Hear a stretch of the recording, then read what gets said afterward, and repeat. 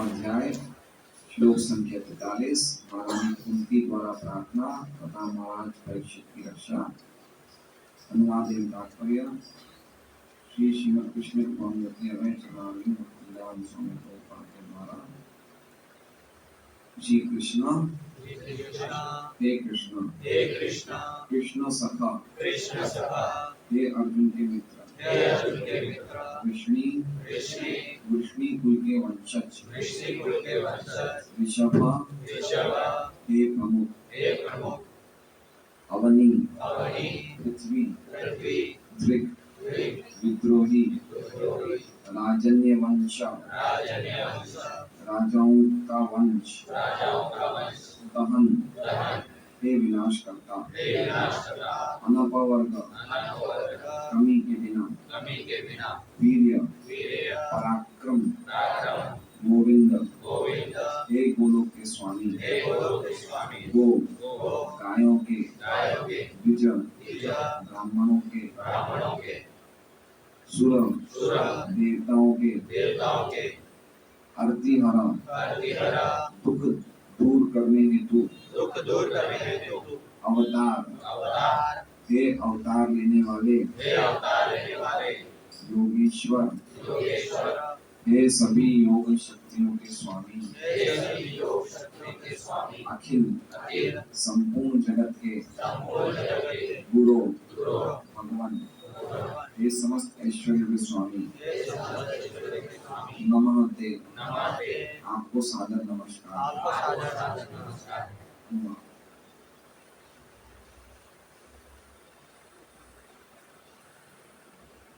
हे कृष्ण हे अर्जुन के सखा हे वृष्णि कुल के प्रमुख, आप उन समस्त राजनीतिक दलों के विध्वंसक हैं जो इस धरा पर उपद्रव फैलाने वाले हैं।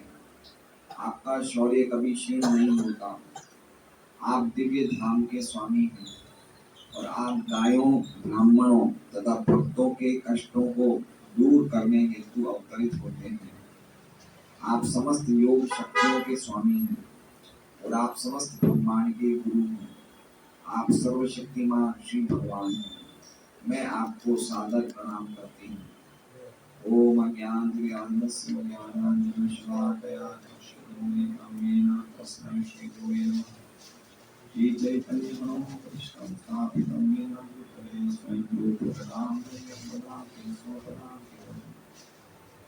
वन्द्यं श्रीगुरो श्रीयुतापदकमलं श्रीगुरुवैष्णवांश्च श्रीरूपं सहृदयं सहृदयं साद्वैतं सावधूतं हरिजनसहितं कृष्णं चैतन्यदेवं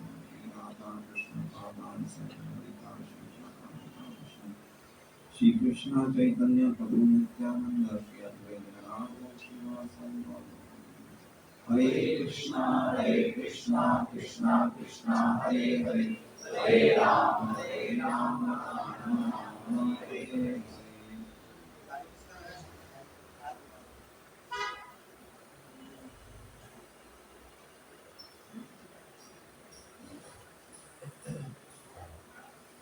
सभी भक्तों से निवेदन है कि पार्किंग की जगह पहले से फिक्स करेगी सोसाइटी में, उसी में लगाइए। दूसरे सबके तो समस्या नहीं होनी चाहिए।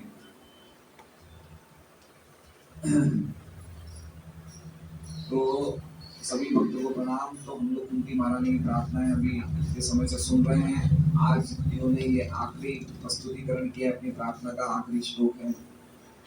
तो इसके पहले हमने देखा कि कैसे कुंती महारानी भगवान से प्रार्थना करती है कि जो मेरे पांडवों से और ऋषियों से जो मेरा स्नेह पाश का बंधन है उसे आप छिंदी उसे काट डालिए।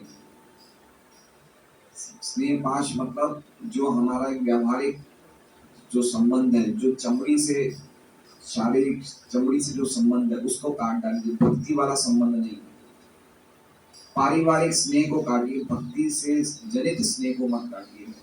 और उसके बाद कुंती महारानी कहती कि आप में मेरी मति अनन्य विषय हमेशा लगी रहे, और जिस प्रकार गंगा जी की धारा समुद्र में गिरती है उसी प्रकार मेरी रति आप में हमेशा बढ़ती रहे, तेजी से बिना कोई रुकावट नहीं। अब कुंती महारानी इस श्लोक में, आज के श्लोक में जो भी भगवान उनके उपकार करते हैं, अनुग्रह करते हैं, उन सबका स्मरण कर रही है और अलग अलग नामों से भगवान को संबोधन कर रही है। तो हम देखते हैं सबसे पहला नाम क्या है, श्री कृष्ण। श्री कृष्ण का आप तो सब जानते हैं आप लोग। श्री कृष्ण मतलब हे कृष्ण, मूर्तिमान परम भगवान श्री कृष्ण, मूर्तिमान आनंद के स्वरूप श्री कृष्ण। श्री कृष्ण कृष्ण सखा। कृष्ण सखा मतलब कृष्ण किनका नाम है, अर्जुन को भी कृष्ण कहते हैं, है ना। कृष्ण सखा मतलब आप अर्जुन के सखा हैं। कृष्णा, द्रौपदी को भी कृष्णा बोलते हैं, तो उस नाते भी भगवान ने कृष्ण सखा कुंती महारानी ने कहा कि आप द्रौपदी के पति हैं और आप द्रौपदी के पति के सखा हैं। तो कृष्ण सखा मतलब आप अर्जुन के मित्र हैं। तो भगवान की अर्जुन के साथ जो मित्रता थी कितने समय पहले थी,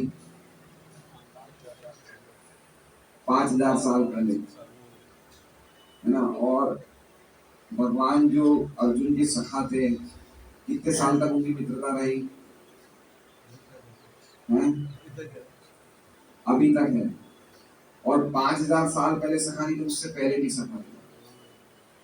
भगवान का अर्जुन के साथ जो सखा का संबंध है, सख्य का संबंध है, वो सनातन है।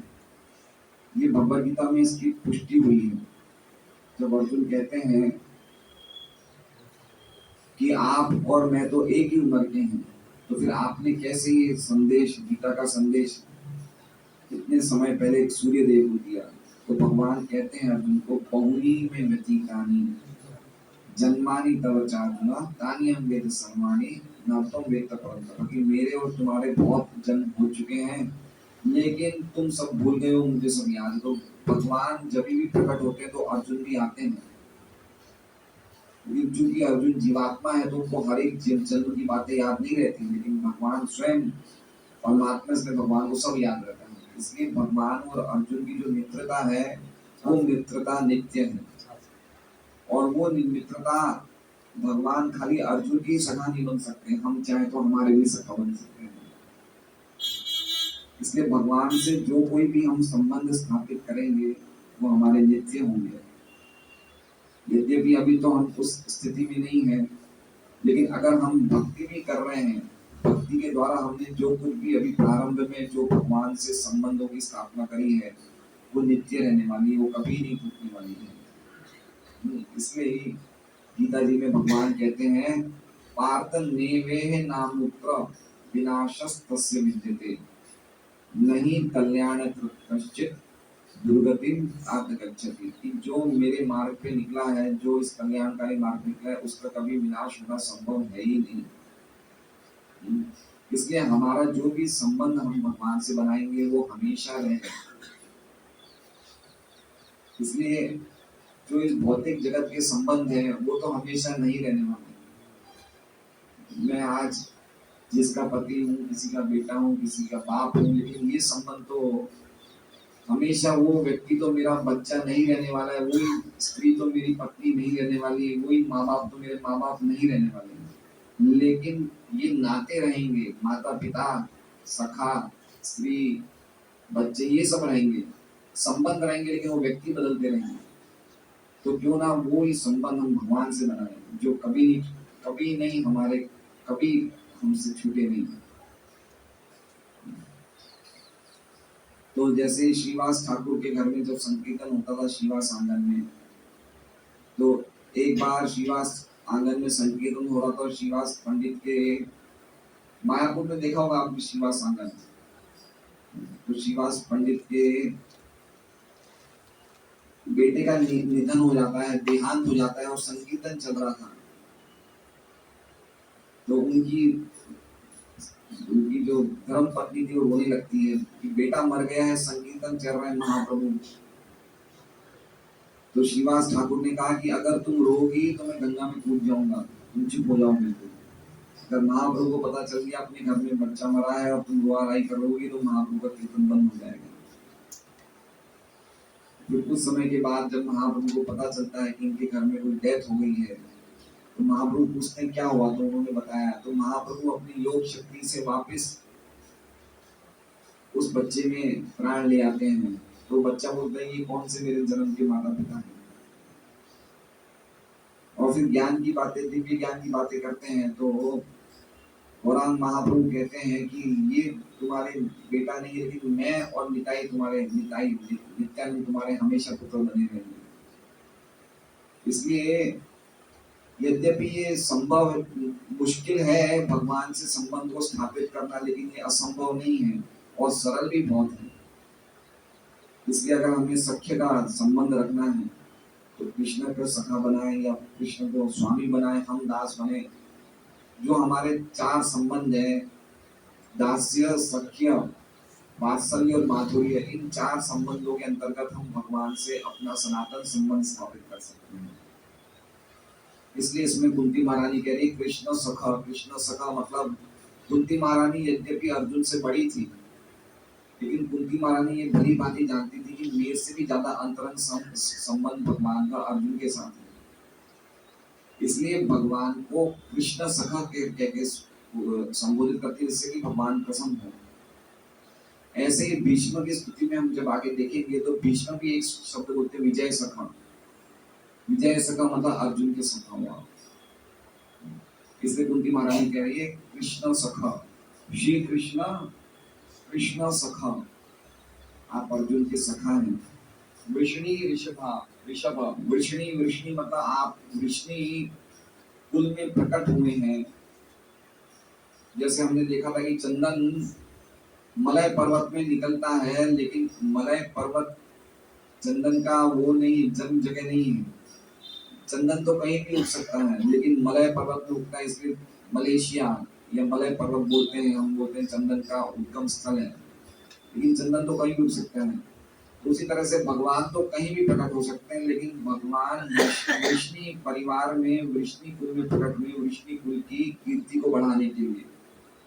इसलिए वृष्णि ऋषभ का अर्थ है वृष्णि के प्रमुख, वृष्णि के मुखिया, प्रमुख। ऋषभ मतलब प्रमुख, मतलब आप वृष्णि कुल में प्रमुख, प्रमुख हैं आप, वृष्णि ऋषभ। तो ये भगवान कोई भी परिवार में प्रकट होते हैं, उसकी कीर्ति हमेशा के लिए गाई जाती है।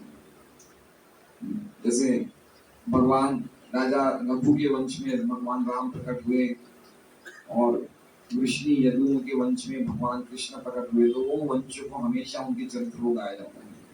उसी प्रकार अगर कोई वंश में भगवान के शुद्ध भक्त निकल जाते तो वंश को हमेशा गाया जाता है। कोई एक भक्त निकल जाए भगवान कोई परिवार में, तो उस परिवार की कीर्ति हमेशा बनी रहती है।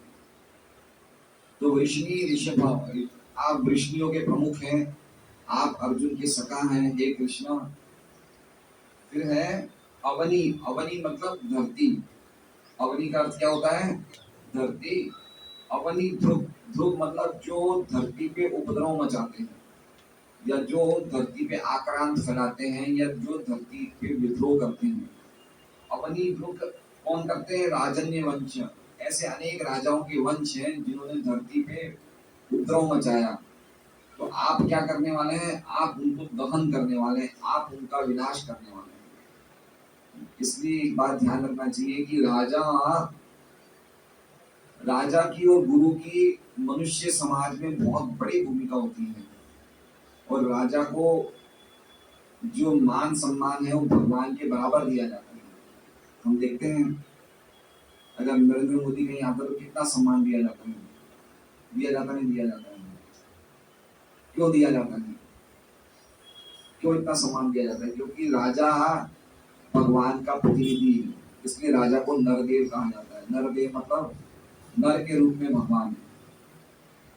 इसलिए राजा की बहुत बड़ी जवाबदारी है कि राजा भगवान को यथारूप प्रस्तुत करे, भगवान के नियमों को अपने राज्य में लगाए, जिससे कि लोग भगवान के भक्त बने, लोग भगवान की भक्ति में लगे, अंततः लोग जन्म मृत्यु के चक्र से निकल जाए। ये सब देखना राजाओं का कार्य है।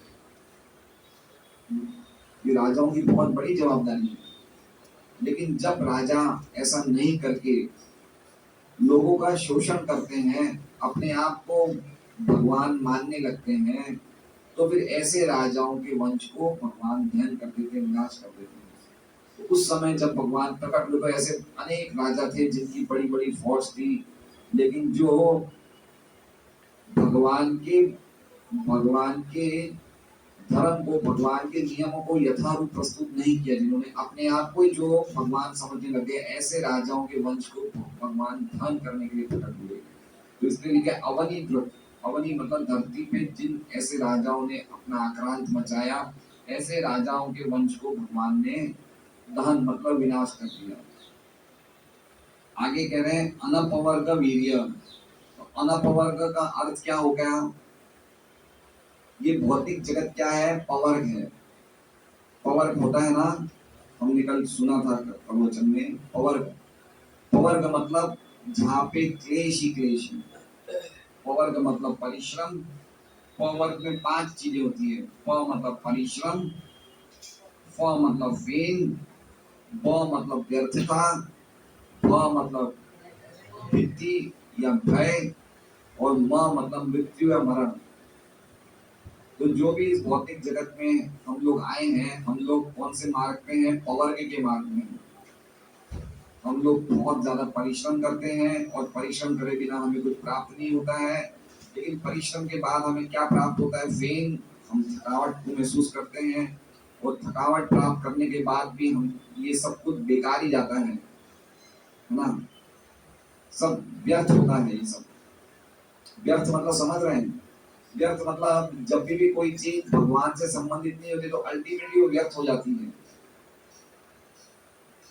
ठीक है, मान लीजिए कि मैं बहुत बड़ा, मुझे डिग्री मिली है, लेकिन अल्टीमेटली अगर वो डिग्री से मैं कोई सत्कार्य नहीं कर रहा हूँ, तो शरीर छोड़ने के बाद वो डिग्री की कोई कीमत नहीं है, तो व्यर्थ है वो सब। तो परिश्रम, फेम, व्यर्थ, और व्यर्थता के बाद भी हमारे मन में हमेशा भय बना रहता है, हम हमेशा डरे हुए रहते हैं।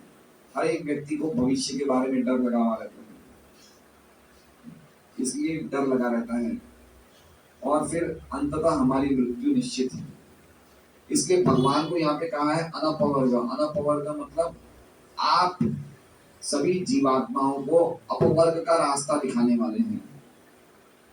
आप पवर्ग से निकाल के सभी जीवात्माओं को आप अपवर्ग का रास्ता बताने वाले हैं, इसलिए अनपवर्ग कहा गया भगवान को। और एक अनपवर्ग वीर्य का अर्थ ये भी है कि आपके वीर्य, आपकी शक्ति का कभी भी ह्रास नहीं होता है, कभी भी कम नहीं होती है। भगवान ने ये मतलब बताया, अर्थ में क्या दिया है अनपवर्ग, कमी के बिना। आपकी शक्ति, आपके पराक्रम में कभी कमी नहीं आती। आपका पराक्रम, आपकी शक्ति ऐसी ही रहती है। अगर कोई 100 व्यक्ति भगवान की शरण ले, तो भगवान जितनी जितनी वो 100 व्यक्तियों को शरण देंगे, कोई 1000 व्यक्ति ले, कोई 10,000 दे, लेकिन भगवान अगर लाखों व्यक्ति को भी शरण देंगे तो उनकी शरणार्थी शक्ति में कोई कमी नहीं आएगी।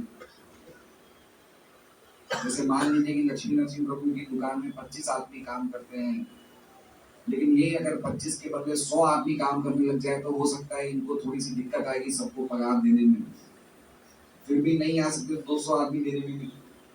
यही नहीं, चाहे कोई भी हो। क्यों? क्योंकि हमारी शक्ति सीमित है। हमारी शक्ति का कुछ समय के बाद कमी होना शुरू हो जाता है, लेकिन भगवान की शक्ति में कभी कोई कमी नहीं आती। इसलिए शरण किनकी लेनी चाहिए? भगवान की ही लेनी चाहिए। क्योंकि भगवान के वीर्य में, भगवान अनपवर्ग का वीर्य, भगवान के पराक्रम में कोई भी कमी नहीं है। इसलिए अल्टीमेटली हमारा जो शरण होना चाहिए वो भगवान के चरणों में होना चाहिए। तो इस प्रकार से भगवान अपवर्ग का मार्ग दिखाते हैं, और दूसरा अनपवर्ग वीर्य, उनकी शक्ति में कभी कोई प्रकार की कमी नहीं आती है। और गोविंद, अनपवर्ग गोविंद, गोविंद का अर्थ बता रहे हैं भगवान गोलोक के स्वामी। गोविंद के अलग अलग अर्थ हैं। गोविंद का एक अलग अर्थ ये भी है कि गायों को और इंद्रियों को आनंद देने वाले, है ना। और इसमें प्रभुपाद जी कह रहे हैं गोलोक के नित्य स्वामी, गोलोक के नित्य स्वामी है। गोलोक निवसति अखिलात्म भूतो, भगवान हमेशा निवास गोलोक में ही करते हैं। लेकिन साथ साथ में अखिल आत्मभूतो मतलब जितने भी इस भौतिक जगत में जहाँ भी जितने भी ब्रह्मांड है, जितने भी जीवात्मा है, जितने भी अणु है, सबके अंदर भी भगवान का निवास है। इसलिए ये शरीर भी भगवान का निवास स्थान है। इसलिए हमें हर एक शरीर को आदर देना चाहिए। अगर हम कोई भी व्यक्ति को अनादर कर रहे हैं तो हम किसको अनादर कर रहे हैं? भगवान को अनादर कर रहे हैं। इसलिए हमारी वैष्णव परंपरा में हम हर व्यक्ति को प्रणाम करते हैं। हम उस व्यक्ति को प्रणाम नहीं कर रहे हैं जो उस व्यक्ति के अंदर, जो शरीर के अंदर भगवान विराजमान है, उनको प्रणाम कर रहे हैं। इसलिए भगवान जहाँ विराजमान है तो उस शरीर को भी मंदिर कहा जाता है। इसलिए उस व्यक्ति को प्रणाम करना चाहिए और आदर बताना चाहिए। भगवान का सभी जगह वास है, विशेष रूप से गोलोक में तो नित्यवास है ही है। गोलोक के स्वामी। गो द्विज सुर, गो मतलब गौ माता, द्विज मतलब ब्राह्मण वैष्णव, सुर मतलब देवता। अर्तिहर, आप उनके दुख दूर करते हैं। गो द्विज सुरार्ति, सुरार्ति हरावतार, हर मतलब आप उनके अर्थ मतलब आप उनके दुख दूर करने के लिए अवतरित हुए हैं। किनके? गाय, ब्राह्मण मतलब भक्त या ब्राह्मण और देवता। तो इसलिए जिस संस्कृति में गाय की और ब्राह्मणों की इज्जत नहीं होती, वो संस्कृति तो मनुष्य संस्कृति नहीं है। क्योंकि भगवान हमेशा नमो ब्रह्मण्य देवाय गौ ब्राह्मण गाय। इसमें हमें बहुत विशेष ध्यान रखना चाहिए कि ब्राह्मणों का, वैष्णवों का, गौ माता का सदैव पूजन सदैव चलते रहना चाहिए, जिससे भगवान पसंद रहे। भगवान इनके दुखों को कभी नहीं देख सकते। और अगर हम देखेंगे भागवतम में 10वें स्कंद में भगवान की 90 अध्याय हैं। 10वें स्कंद में 90 अध्याय में जो शुरू के पहले से 39 अध्याय हैं, जिसमें भगवान की वृंदावन लीलाओं का चर्चा है। तो उसमें हर एक अध्याय में भगवान की कोई ना कोई लीला गौ माता से जुड़ी हुई है। तो भगवान को गौ माता इतनी प्रिय है। गौ ब्राह्मण, ब्राह्मण के पहले गौ माता का नाम आता है। इसमें भी गो द्विज, तो गाय इतनी प्रिय है। तो हम देख सकते हैं कि राजा कैसे होना चाहिए। परीक्षित महाराज ने एक गाय को मारने जा रहा था, उस पर कितना बड़ा विरोध किया। महाराज एक लेक्चर में बोलते हैं कि जहाँ पे अगर एक गाय कट जाए जिस स्थान में, वो पूरा देश के हर निवासी को उसका कष्ट भोगना पड़ेगा, एक गाय का कटने का। अब बोली कितनी गाय रोज कटती है? मेरे हिसाब से भारत शायद दुनिया का दूसरा बीफ एक्सपोर्टर है। पहला है शायद चाइना है, पता नहीं, लेकिन दूसरा भारत है। तो गाय कटे तो हम कैसे, व्यक्ति पूछता है, कोई व्यक्ति मोटिवेटरों से पूछता है कि हम सुखी कैसे हों। अरे जहाँ पे गाय कट रही है वहां पे कौन सुखी रह सकता है? कौन ही सुखी रह सकता है? जो गौ माता हमें दूध देती है उसको हम काट रहे हैं, तो कैसे व्यक्ति सुखी हो सकता है?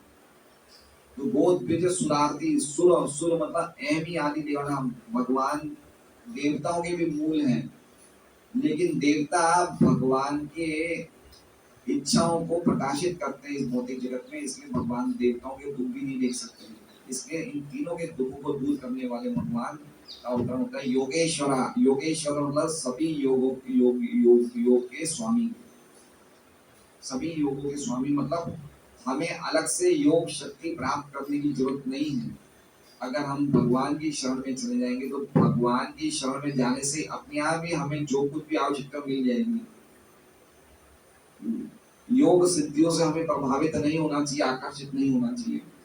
प्रभुपाद जी ने कितने कम समय में पूरी दुनिया में कृष्ण भावनामृत का प्रचार किया। तो ये कहाँ से आई शक्ति? प्रभुपाद जी, योग शक्तियां प्रभुपाद जी के पास थी, उन्होंने बताई नहीं, है ना। तो जब कोई शुद्ध भक्त भगवान की शरण में रहते हैं तो उनके पास योग शक्तियां होती है, प्रकाशित नहीं करते, भगवान उनके सब कार्य करते हैं।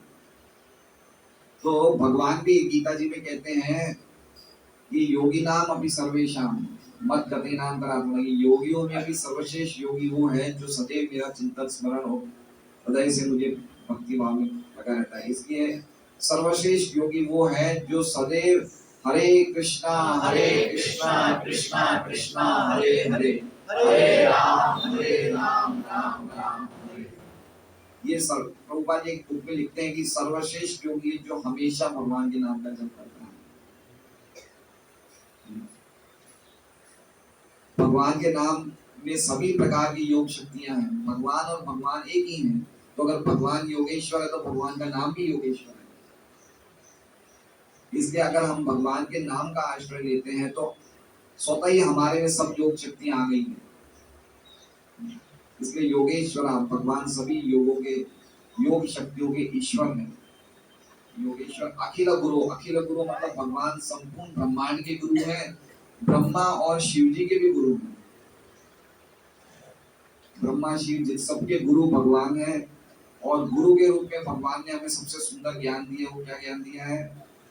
भगवद गीता का ज्ञान दिया। तो योगेश्वर अखिल गुरु सबके गुरु है। भगवान मतलब आप सभी ऐश्वर्यों के स्वामी हैं। तो इतने सारे नाम कुंती महारानी ने बोल दिए है ना। इतने देखिए ये नाम हम पढ़ते हैं तो कितना अच्छा लगता है। जैसे इससे 2 श्लोक पहले कौन कौन से नाम बोले थे? विश्वेश, विश्वात्मन, विश्वमूर्ति। इसके पहले क्या बोले थे? अधोक्षज, माया जी, माया जवनिका चन्नम। कितने सारे नाम कुंती महारानी बोलती है। नमस्ते पुरुषम त्वाद्यम ईश्वरम प्रकृते परम अलक्ष्यम सर्वभूतानां अंतर्भैरव स्थितम। तो कितने सुंदर नाम जब भक्तों के मुख से हम भगवान के नाम सुनते हैं तो हमें और ज्यादा मधुर लगते हैं भगवान के नाम। तो ऐसे भगवान जो सभी ऐश्वर्य के स्वामी हैं उनको मैं प्रणाम करती हूँ, उनको मैं नमस्कार करती हूँ। इस प्रकार से कुंती महारानी अपनी प्रार्थनाओं को विराम दे रही है। विश्वनाथ चक्री ठाकुर क्या कह रहे हैं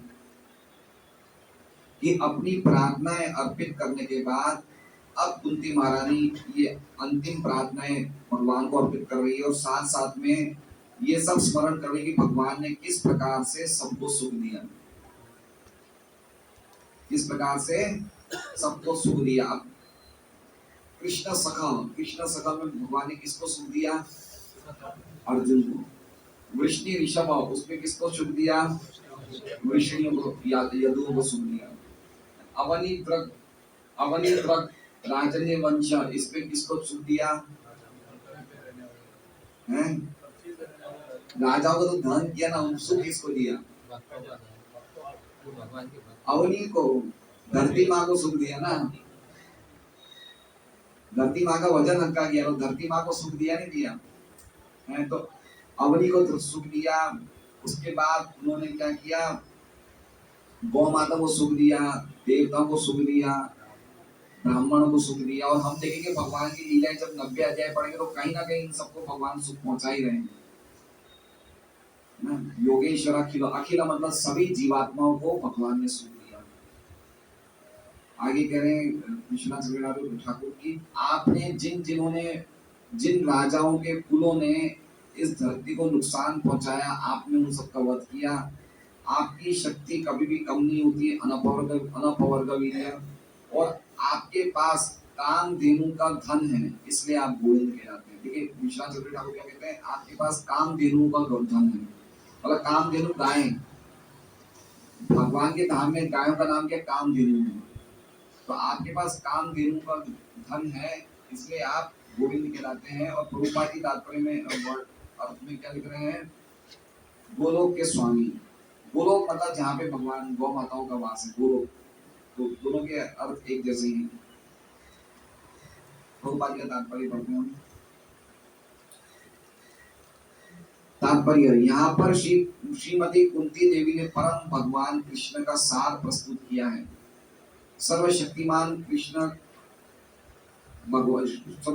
श्री भगवान का अपना नित्य धाम है, जहाँ वे सुरभि गायों के पालन में व्यस्त रहते हैं। ये किस बात पे कह रहे हैं? प्रभुपाद जी तात्पर्य में कौन से शब्द से संबंधित है?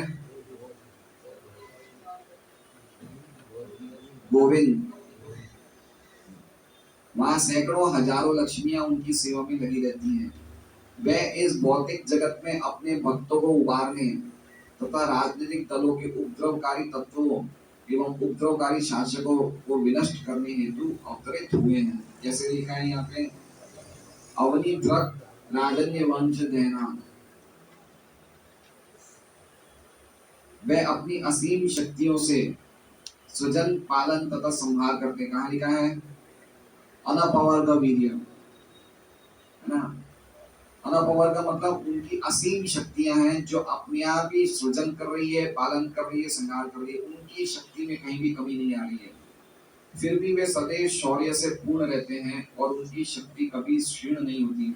वे गायों, ब्राह्मणों तथा भगवत भक्तों पर विशेष ध्यान देते हैं, क्योंकि जीवों के सामान्य कल्याण के लिए ये महत्वपूर्ण कारक है। ये कितनी सुंदर बात है कि जीवों के सामान्य कल्याण के लिए गायों का, ब्राह्मणों का, इनका होना सबसे महत्वपूर्ण है। और भगवत भक्तों का, सुर को भगवत, प्रभुपाद जी भगवत भक्त बोल रहे हैं, क्योंकि भगवत भक्त भगवान के संदेश का प्रचार करते हैं और ब्राह्मण संस्कृति का पालन करते हैं, और गाय जो है हमें सबसे अमृतमय दूध प्रदान करती है। इसके सामान्य लोगों को इनसे विशेष लाभ होता है, इसलिए भगवान इनका विशेष ध्यान रखते हैं। तो ये प्रभुपाद के तात्पर्य। तो आज हमारी कुंती महारानी की प्रार्थना पूरी हुई। तो बहुत ही सुंदर प्रार्थनाएं हैं, 26 प्रार्थनाएं आज हमने संपूर्ण करी। तो आप लोग हो सके तो इन 26 प्रार्थनाओं को कुंती महारानी की बुक से रोज पढ़ सकते हैं। प्रभुपाद जी ने सभी लेक्चरों को इन बुक्स में, इस बुक में लिखा है। कुंती महारानी पे बहुत बार प्रभुपाद जी सेमिनार दिया है, लेक्चर भी सुन सकते हैं। और मैंने ये भी देखा कि कल महाराज का लेक्चर चालू हुआ, लेकिन कुछ भक्तों से पूछा तो उनके पास महाराज की लेक्चर की वो सीडी नहीं थी। इसका मतलब महाराज के लेक्चर कोई सुनता नहीं है यहाँ पे। कितने लोग सुनते हैं गुरु महाराज के लेक्चर? तो कल वो पूछा गया तो बताया कि हमारे पास महाराज की कोई नहीं है, चिप नहीं है सुनने के लिए। मोबाइल में ऐप है ना, तो मोबाइल में ऐप है तो चालू करना चाहिए ना कल, तो घर से क्यों मंगवाया? अगर मोबाइल पे ऐप है तो चालू करना चाहिए कल लेक्चर। घर से गुरु महाराज का ऐप है, उसमें सब हिंदी के, इंग्लिश के सबके लेक्चर हैं। मेरा निवेदन है आपसे कि मेरे लेक्चर की कोई किसको पूछा, किसने मना किया वो तो बताइए। तुम्हें किसने पूछा? इसमें सर्च किया था, इंग्लिश में था। ये तो और किसी से पूछा, उनका भी तो नाम तो बताएगा। और किसी से गोपाल बाबू और वही इंग्लिश में था, इसमें इंग्लिश में था लेक्चर। नहीं, इंग्लिश में नहीं, हिंदी में भी बहुत लेक्चर। हिंदी में, बांग्ला में भी होता है। वो ऐप पे सभी भाषा में। तो मेरा निवेदन है कि आप लोग नित्य सुनते रहिए लेक्चर। नहीं तो जब तक हम लेक्चर नहीं सुनेंगे तब तक हम कुछ भी नहीं समझ पाएंगे। बहुत जरूरी लेक्चर सुनना। काफी जो शिष्य है उनका तो विशेष कर्तव्य है गुरु से सुनना है। हरे कृष्ण। श्रीमद् भागवतम की जय। वांछाकल्पतरुभ्यश्च कृपा सिंधुभ्यो। ये ऐप है, सब डाउनलोड कर लीजिए। मैं पहले व्हाट्सएप भी डाल चुका हूँ। एक ऐप है जो सब, आजकल तो मोबाइलों में इतने सारे जो भी महाराज नए लेक्चर होते हैं ऐप में अपने आप आ जाते हैं।